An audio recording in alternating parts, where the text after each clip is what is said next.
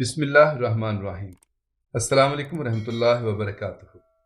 نگار خانم نے بے نیازانہ انداز میں کہا، امیر محترم کی اس نوازش کا شکریہ۔ اگر حوی سے زر ہوتی تو اپنے باپ سے کیوں رشتہ توڑتی؟ پھر نہ سردار تبریز میری بے کسی کا مذاق اڑاتا اور نہ کسی کی شان امارت میری غربت و افلاس پر طعنہ زنی کرتی۔ یہ کہہ کر نگار خانم سبکتگین کی خلوت گاہ سے نکل گئی۔ امیر غزنی کچھ دیر تک سکتے کے عالم میں کھڑا رہا، پھر اس نے اطمینان کی گہری سانس لی اور غائبانہ طور پر نگار خانم کو مخاطب کرتے ہوئے بولا، آخر دوست شرازی جیسے عیار انسان کی بیٹی ہے، محمود کی قربت کے لیے کیسے کیسے بہانے تراش رہی ہے، مگر میں تیری کسی چال کو کامیاب نہیں ہونے دوں گا۔ نظام شاہ نے نگار خانم کی زبانی امیر سبکتگین کا جواب سنا تو مسکرانے لگے۔ میں جانتا تھا بیٹی کہ تیری طرف سے اس کی بدگمانیاں کبھی دور نہیں ہوں گی۔ بابا، امیر غزنی نے میری صلاحیتوں کو کفن پہنا دیا کہ وہ با اختیار ہیں، مگر میں کسی فالج زدہ عورت کی طرح گھر پر نہیں بیٹھ سکتی۔ نگار خانم کا چہرہ جوش جذبات سے سرخ ہو گیا تھا۔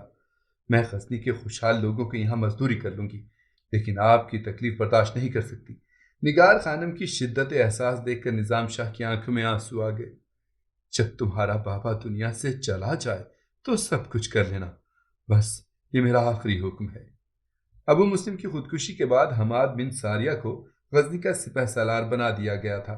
یہ بوڑھا سپاہی خلوت میں محمود کے سامنے جنگی موضوعات پر طویل تقریریں کرتا تاکہ ولی عہد سلطنت اس کے تجزیوں اور تجربوں کی روشنی میں حرب و ضرب کے تمام اسرار و رموز سمجھ سکے۔ اس طرح بظاہر حماد بن ساریہ ہی سپہ سالار غزنی تھا، مگر جاننے والے جانتے تھے کہ سبکتگین نے درپردہ اپنے بیٹے کو اس نازک اور حساس منصب پر فائز کر دیا ہے۔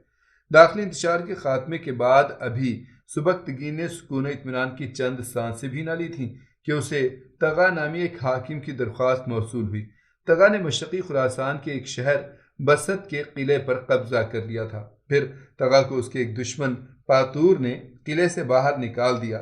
طغا نے اپنی درخواست میں امیر سبکتگین سے التجا کرتے ہوئے لکھا تھا، اگر امیر میرے دشمن پاتور کے مقابلے میں میری مدد فرمائیں اور میں دوبارہ قلعے پر قبضہ کرنے میں کامیاب ہو جاؤں تو پھر تمام عمر خدمت گاروں اور خراج گزاروں کی طرح آپ کی اطاعت کے دائرے سے باہر قدم نہ رکھوں گا۔ امیر سبکتگین نے طغا کی درخواست منظور کر لی اور بست پر لشکر کشی کر کے پاتور کو شکست فاش دی۔ اس جنگی مہم میں محمود بھی اپنے باپ کے ہمراہ تھا۔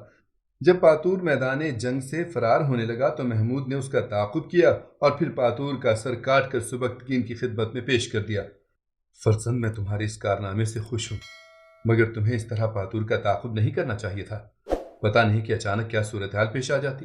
امیر سبکتگین نے تشویشناک لہجے میں کہا، بابا جان، اگر اس معرکے میں محمود کی موت بھی لکھی جا چکی ہوتی تو پھر اس حادثے کو کوئی نہیں ٹال سکتا تھا۔ محمود نے ادب سے سر جھکاتے ہوئے کہا، میں تو صرف اپنے اللہ کے بھروسے پر دشمن سے جنگ کرتا ہوں۔ تمام نصرتیں اللہ ہی کی طرف سے ہیں اور اللہ ہی اپنے بندوں کا محافظ ہے۔ بیٹے کی حوصلہ مندی دیکھ کر امیر سبکتگین کے چہرے پر ایک عجیب سا رنگ ابھرا اور پھر وہ دل ہی دل میں اپنے اللہ کی بخشش و عطا پر شکر ادا کرنے لگا۔ سبکتگین نے حسب وعدہ بسط کا قلعہ طغا کو واپس کر دیا، مگر وہ ایک فریب کار انسان تھا۔ اس نے امیر غزنی سے کیے ہوئے تمام وعدے فراموش کر دیے۔ پھر جب ایک دن سبکتگین نے طغا کو اس کے وعدے یاد دلائے تو اس نے جواب میں کچھ ناشائستہ کلمات کہے اور بہت تیزی سے تلوار نکال کر سبکتگین پر حملہ کر دیا۔ عہد شکن طغا امیر غزنی کو قتل کر دینا چاہتا تھا، مگر وار اوچھا پڑا اور سبکتگین کے ہاتھ پر گہرا زخم آیا۔ سبکتگین نے اس زخمی ہاتھ سے تلوار نکال کر طغا پر وار کیا، لیکن طغا نے کسی نہ کسی طرح اپنے آپ کو بچا لیا۔ سبکتگین دوسرا وار کر کے طغا کا سر قلم کر دینا چاہتا تھا، مگر اسی دوران دونوں حاکموں کے لشکروں نے ایک دوسرے پر حملہ کر دیا۔ پھر چاروں طرف ایک ہنگامہ بپا ہو گیا اور ایک جنگ مغلوبہ چھڑ گئی۔ اس افراتفری کے عالم میں طغا کو جان بچانے کا موقع مل گیا اور وہ کرماچ کی طرف بھاگ گیا۔ طغا کے فرار ہوتے ہی امیر سبکتگین نے دوبارہ قلعے پر قبضہ کر لیا۔ بسط کے قلعے کی دستیابی سے سبکتگین کو جہاں اور فائدے ہوئے، وہاں ایک فائدہ یہ بھی ہوا کہ اس کی ملاقات ابو الفتح سے ہو گئی۔ ابو الفتح مختلف علوم و فنون کا ماہر تھا، خصوصاً انشا پردازی اور کتابت کے فن میں اپنی مثال آپ تھا۔ ابو الفتح پاتور کا میر منشی تھا اور اس کی شکست کے بعد گوشہ نشینی کی زندگی بسر کر رہا تھا۔ سبکتگین نے اس پر لطف و کرم کی بارش کی اور اسے ایک عہدے پر فائز کر دیا۔ بسط کی مہم سے فارغ ہو کر امیر سبکتگین خزدار بلوچستان کی طرف روانہ ہوا۔ وہاں پہنچ کر بخارا کے حاکم کو نظر بند کیا اور پھر اپنا مطیع بنا کر خزدار کا علاقہ اسے جاگیر میں دے دیا۔ بخارا کی فتح کے بعد سبکتگین نے ایک بار پھر سید امیر علی شاہ کو خواب میں دیکھا۔ سید امیر علی شاہ انتہائی تند و تیز لہجے میں فرما رہے تھے، سبکتگین، اللہ نے تیری زنجیر غلامی کاٹ دی، مگر تو نے اس سے کیے ہوئے وعدے کی تکمیل نہیں کی۔ ابھی وقت ہے، خواب غفلت سے بیدار ہو، قصر شاہی سے نکل اور باہر کے بتوں کو توڑ دے۔ یہ خواب دیکھ کر سبکتگین پریشان ہو گیا۔ فوراً ہی اس نے رخت سفر باندھا، بخارا سے نکل کر غزنی میں پہنچا، پھر نظام شاہ کی خدمت میں حاضر ہو کر اپنا خواب بیان کرنے لگا۔ شیخ، میں بہت کم علم ہوں، اس لیے سید کی تنبیہ کا مفہوم سمجھنے سے قاصر ہوں۔ مجھے بتائیے کہ باہر کے بت توڑنے سے سید کی کیا مراد ہے؟ پیر و مرشد کا ذکر سن کر نظام شاہ کے جسم پر لرزہ طاری ہو گیا اور وہ بہت دیر تک روتے رہے۔ پھر جب حالت سنبھلی تو سبکتگین کو مخاطب کر کے کہنے لگے، امیر، تم مجھ سے زیادہ جانتے ہو کہ ہندوستان بت خانوں اور بت پرستوں کا ملک ہے۔ پیر و مرشد نے اس طرف اشارہ کیا ہے، بلا تاخیر ان بت پرستوں سے جہاد کرو کہ جہاد ہی میں تمہاری نجات ہے۔ پھر سن 367 ہجری کے آخر میں ہندوستان پہنچ کر سبکتگین نے چند قلعے فتح کیے، اکثر مقامات پر مسجدیں تعمیر کروائیں اور بہت سا مال لے کر واپس غزنی پہنچا۔ سبکتگین بہت خوش تھا کہ اس کا اقتدار روز بروز وسیع تر ہوتا جا رہا تھا۔ اس دوران اسد شیرازی اور اس کی بیٹی ارمغانہ ٹھوکریں کھاتے ہوئے ملتان پہنچے۔ اس وقت ملتان پر راجہ جے پال کی حکومت تھی۔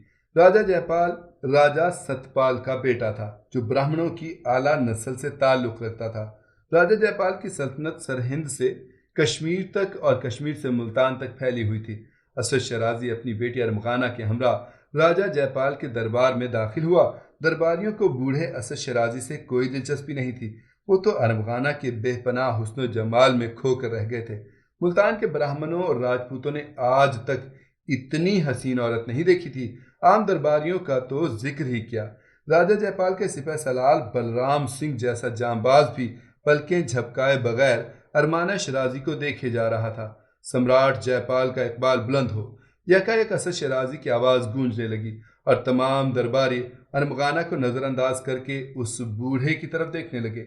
اہل ہند بھی آگ کے پجاری ہیں اور میں بھی آگ کا پرستار ہوں۔ اس رشتے کے سبب میں سمراٹ کو خبردار کرنے آیا ہوں کہ ان کے اقتدار کو سخت خطرہ درپیش ہے۔ راجہ جے پال نے بڑی حیرت سے اسد شیرازی کی بات سنی۔ اے شخص، تو کون ہے اور اس لڑکی سے تیرا کیا تعلق ہے؟ راجہ جے پال نے انتہائی متکبرانہ لہجے میں کہا، ایک تو برہمن، دوسرے حکمران، یہ دونوں فتنے آپس میں مل گئے تھے، اس لیے راجہ جے پال اپنے آپ کو اہل زمین سے بلند تر کوئی ماورائی مخلوق سمجھتا تھا اور اسد شیرازی کے سامنے وہ اپنی اس برتری کا مظاہرہ کر رہا تھا۔ ہمیں تو کہا گیا تھا کہ تو کوئی پریشان حال فریادی ہے اور ہمارے انصاف کو آواز دے رہا ہے۔ ہم نہیں جانتے کہ تو کون ہے، مگر ہم نے اپنی کریمانہ عادت سے مجبور ہو کر تجھے شرف باریابی بخش دیا ہے، اور اب تو کہہ رہا ہے کہ ہمارے اقتدار کو سنگین خطرہ لاحق ہے۔ تو یہ کیسی بدشگونی کی باتیں کر رہا ہے؟ سمراٹ، میں سچ کہہ رہا ہوں۔ اسد شیرازی نے منافقت کا بھرپور مظاہرہ کرتے ہوئے اپنے دونوں ہاتھ جوڑ دیے۔ پہلے یہ بتا کہ تو کون ہے؟ راجہ جے پال نے سخت لہجے میں پوچھا۔ میں ایران کے قدیم آتش پرست خاندان سے تعلق رکھتا ہوں، اسد شیرازی نے اپنا تعارف کرواتے ہوئے کہا۔ ہم لوگ ایران کے معزز ترین افراد میں شمار ہوتے تھے، مگر انقلاب زمانہ نے سب کچھ زیر و زبر کر دیا۔ ہم خانہ بدوشوں کی طرح غزنی پہنچے اور سال ہر سال کی بے پناہ محنت کے بعد اس قابل ہو سکے کہ آسائش کی زندگی بسر کر سکیں۔ غزنی کے باشندے کچھ دن پہلے تک مجھے سب سے بڑے تاجر کی حیثیت سے جانتے تھے، مگر آج میں ایک غریب الوطن بھکاری ہوں جسے کہیں کوئی پناہ حاصل نہیں ہے۔ یکایک اسد شیرازی کا لہجہ بھی بدل گیا اور آنکھیں بھی آنسوؤں سے لبریز ہو گئی تھیں۔ امیر پری تگین نے مجھ پر بڑا ظلم کیا، اس نے جبراً میری بیٹی سے شادی کر لی۔ اسد شیرازی نے ارمغانہ کی طرف اشارہ کرتے ہوئے کہا، جو بڑی عیاری کے ساتھ سر جھکائے کھڑی تھی اور اپنے آپ کو دنیا کی مظلوم ترین عورت ثابت کرنے کی کوشش کر رہی تھی۔ میں نے غزنی کے ایک ایک امیر کے دروازے پر اپنا دامن پھیلایا، مگر کسی نے مجھے رحم کی بھیک نہیں تھی۔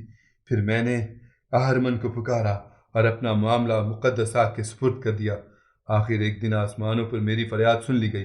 امیر سبکتگین نے پری تگین کا تختہ الٹ دیا اور مجھے کئی سال کے نازل ہونے والے عذابوں سے نجات مل گئی۔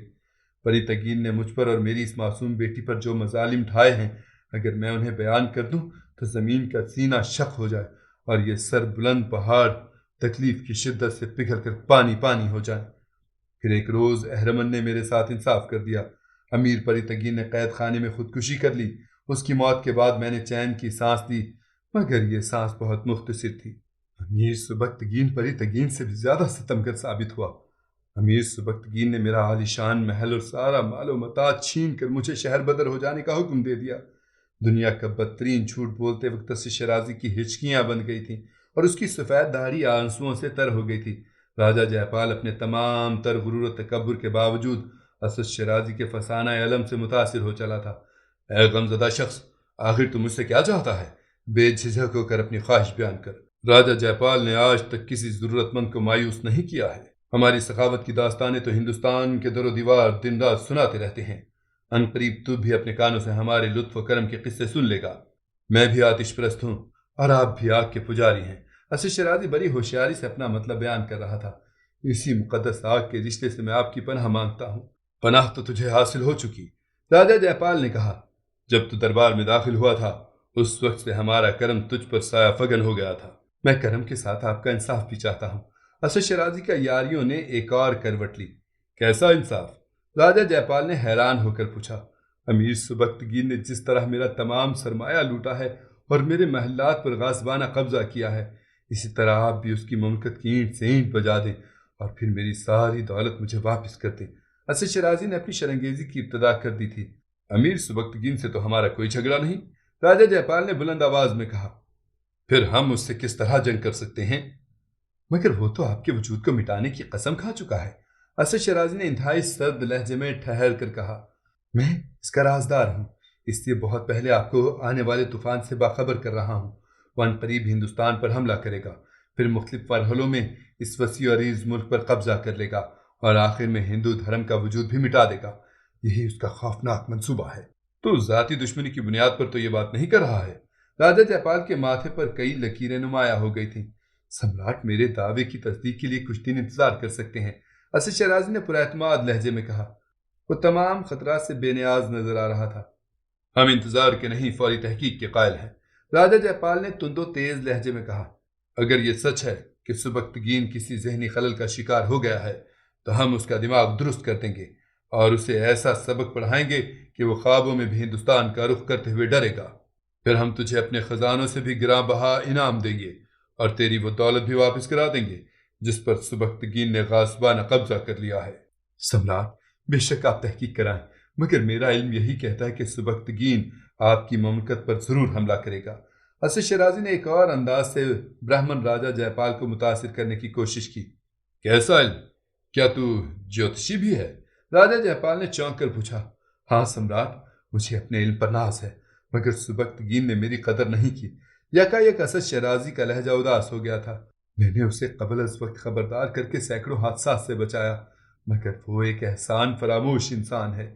اس نے میرے علم کی بھی تحقیر کی اور مجھے بھی ذلیل و رسوا کر کے اپنے ملک سے نکال دیا۔ ہم تیرے گیان کی جانچ کریں گے، راجہ جے پال نے ایک ایک لفظ پر زور دیتے ہوئے کہا۔ اگر تو اپنے دعوے میں سچا ثابت ہوا تو تجھ پر اپنے خصوصی انعام و اکرام کی بارش کر دیں گے۔ یہ کہہ کر راجہ جے پال اپنے سپہ سالار بلرام سنگھ سے مخاطب ہوا۔ تم اپنے جاسوسوں کو غزنی کی سرحدوں تک پھیلا دو اور جلد از جلد ہمیں خبر دو کہ سبکتگین کے کیا ارادے ہیں۔ سپہ سالار بلرام سنگھ پچھلی نشست سے اٹھا اور دربار سے نکل کر چلا گیا۔ جاتے ہوئے اس نے غور سے ارمغانہ کی طرف دیکھا جو خود بھی بہت دیر سے بلرام سنگھ کی طرف دیکھ رہی تھی۔ بلرام سنگھ ایک انتہائی وجیح انسان تھا، 45 سال کا ایک خوبرو اور طویل القامت مرد، سرخ رنگ، مضبوط کندھے اور چوڑا چکلا سینہ اس کی شخصیت کے نمایاں پہلو تھے۔ ارمغانہ کی طرف دیکھتے ہوئے بلرام سنگھ کی آنکھوں میں ایک خاص چمک پیدا ہو گئی تھی اور ارمغانہ نے بھی بلرام سنگھ کی نظروں کے زاویے کو دیکھ لیا تھا۔ راجہ جے پال نے دربار برخاست کرنے کے بعد اسد شیرازی کو خلوت میں طلب کیا۔ سپہ سالار بلرام سنگھ اور پنڈت رگھوناتھ وہاں پہلے سے موجود تھے۔ رگھوناتھ 90 سال کا ایک کمر خمیدہ برہمن تھا۔ اس کی گھنی اور دراز بھویں آنکھوں پر لگی ہوئی تھی، مگر بینائی میں ذرا بھی فرق نہیں آیا تھا۔ بات کرتے وقت اس کے لہجے میں ہلکی سی لرزش محسوس کی جا سکتی تھی، لیکن اس کے قوائے عقلی بہت مضبوط تھے۔ اتنے ہوش و آواز کے ساتھ گفتگو کرتا تھا کہ بڑے بڑے گیانی دنگ رہ جاتے تھے۔ رگھوناتھ کے بارے میں یہ بات مشہور تھی کہ وہ علم نجوم یعنی جیوتش میں حرف آخر کا درجہ رکھتا ہے۔ اس کے شاگردوں کی تعداد ہزاروں تک پہنچ گئی تھی۔ راجا جے پال کی عقیدت کا یہ حال تھا کہ وہ رگھوناتھ کو گرو دیو کہہ کر پکارا کرتا تھا اور کوئی بھی کام اس وقت تک شروع نہیں کرتا تھا جب تک کہ رگھوناتھ اس کی اجازت نہ دے دیتا۔ گرودیو یہ سچ راضی ہے، ایران کا آتش پرست مسلمانوں کے ظلم و تشدد کا شکار۔ راجا جے پال نے رگھوناتھ سے آنے والے کا تعارف کراتے ہوئے کہا، آپ اس کے گیان کی پریکشا لیں، یہ بڑی پریشان کن خبریں لے کر آیا ہے۔